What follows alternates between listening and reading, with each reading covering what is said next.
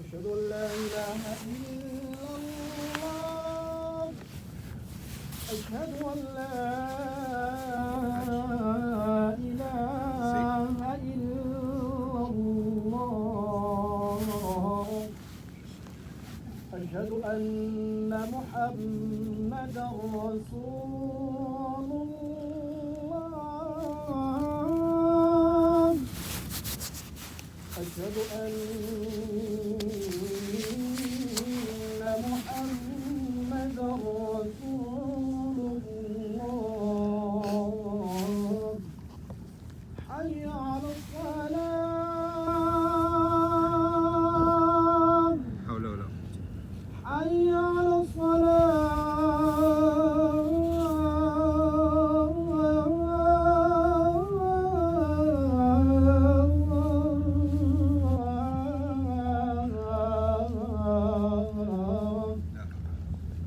حي على الفلاح حي على الفلاح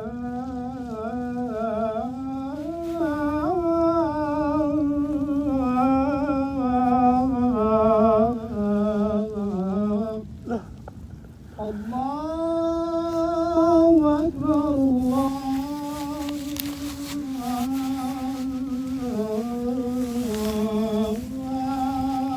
الله أكبر لا إله إلا الله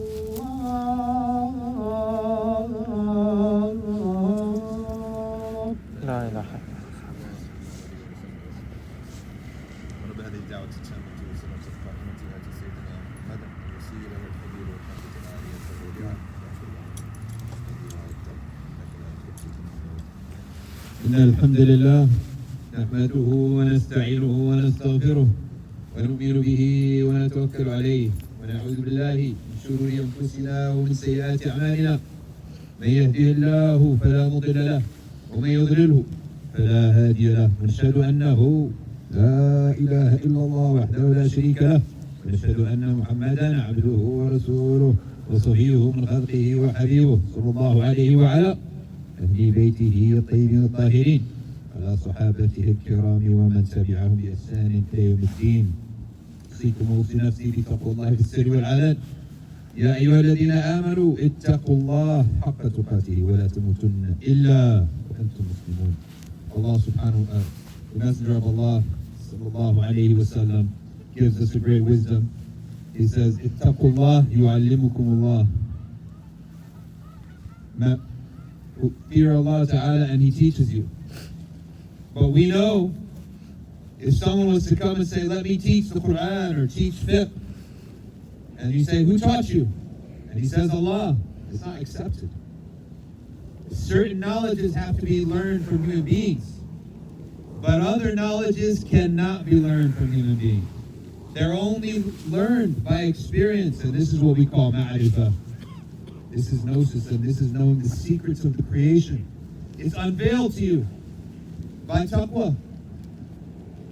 من عمل بما علمناه زدناه من لدنا علما. Allah says, whoever acts upon what we taught him, we give him secret knowledge from ourselves. And from that secret knowledge, Allah subhanahu wa ta'ala says, فَتَبَارَكَ اللَّهُ أَحْسَنُ الْخَالِقِينَ. Praise be to Allah, the best of creators. What does it mean, the best of creators? Isn't there only one creator? There's one true, absolute creator. But us human beings, using what Allah gave us, with His permission, with His will, we also produce. We also make things. We simply don't use the word khalaq or create. However, there would be nothing wrong with it if we understood the meaning of human creation is that it's limited. It's not from nothing. And it's within Allah's will. وَمَا تَشَاءُونَ إِلَّا إِنْ شَاءَ اللَّهُ. You don't will anything except that Allah already willed it. But let us look at this creation. It starts with something all of us have experienced, and you don't even know it's the beginning of the creative process. And you think it's bad, and you run away from it. but you don't know that this is the beginning of your potential. And that is dissatisfaction. Who here hasn't ever been dissatisfied with something? Means unhappy. This is not enough. I'm not happy with this. That feeling is a creation. And you have to look at that creation inside of yourself. And you have to turn it. Everything that comes inside of you can be turned to the good, and it can be turned to the bad. Men desire women, and women desire men. It's a creation. It can be used for the good. That you get married, that you take care of a Muslim woman, that you do X, Y, and Z. And it could be used for the bad. You could do zina. And you could sit there and make yourself suffer by neither marrying, neither doing zina, looking at the walls and going crazy. But Allah has given us an easy way to make use of every feeling that we have. Dissatisfaction is the beginning. It can be of deen or of dunya. If it is of deen, that means I'm not satisfied with my salah, with my deen, with my sins, with my heart, with my dhikr, with the state of my heart. I have envy, I have all of that. We know that that's good. Nobody has an issue with that. Intellectually, we all know what to do with that. Get better. Go to the masjid. That's a great feeling and a sign that Allah is about to guide you. When you're dissatisfied with your deen, when you say to yourself, I'm praying here in the masjid, that man's weeping, this person's doing sunnah, that kid is sitting there, his eyes closed, reciting the Quran, as like angels hovering around him. And what am I doing with my life? I'm on apps. Between Adhan and Iqama, I'm going on apps. Wasting time. That's all good. So we don't really need to talk about that because we all know that that's good. But what about a person feels dissatisfaction with his dunya? That is where many people trip up and they don't take advantage. Prophet sallallahu alaihi wasallam said, love my family, Ahlul Bayt, family of Hassan and Hussein lineage. Love them because of your love for me.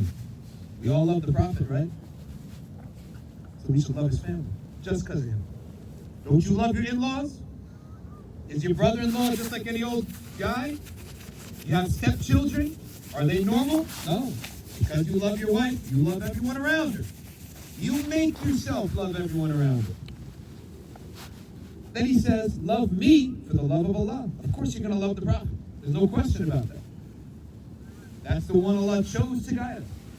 But then the Prophet says something very interesting. He says something here that is centric to the human being and not even absolute. He says, love Allah. What do you think should be the reason to love Allah? Shouldn't it be love Allah because He's worthy of it? It's not what He says, even though that's the ultimate truth. But that's not what He said. Because He's talking to human beings. He said, love Allah because of the good things He gives you. Love Allah because of the good things He has soaked you in and drenched you with His blessings. It's all blessings. So He didn't say love Allah because He's worthy of it. You need a reason to love Allah?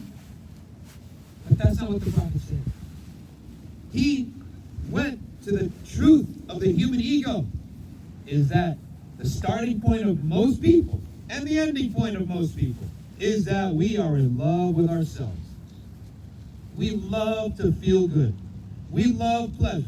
We love everything you love everything related to you, whether you want to admit it or not. You love everything that's related to you.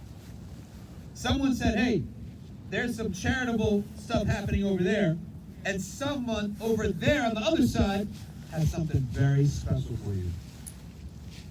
Don't tell me your heart is not going that way. Your body, just out of religion and in front of people, is going to go that way to please Allah. That's good. But where's your real heart? It's over there. I need to know who is it that has something special for me? Who's thinking about me? And what are they going to give me? So the Prophet is saying, this love of yourself, you can convert it into love of Allah. Because Allah, He says here, love Allah because of the good things He gave you. Love Allah, because of the good things that he gave you. So this is how we should channel our dissatisfaction with our own selves if you ever reach the state of dissatisfaction. And the state of dissatisfaction in your heart and in your nafs is not incongruous with gratitude. Not at all. Not at all. We're full of gratitude to Community Park letting us do all this. But are we satisfied with it? No. We're full of gratitude. Allah has given us a building on 1330 Livingston Ave. Full of gratitude. But are you satisfied with it? No. We have to have our own masjid soon. So lack of gratitude has no incongruity with dissatisfaction. My brothers and sisters, this is why Allah subhanahu wa ta'ala says, إِنَّمَا يَخْشَى اللَّهَ مِنْ عِبَادِهِ الْعُلَمَاء. Only the people who know have perfected their khashya. Because even something as subtle as dissatisfaction, they transform it into a path to Allah.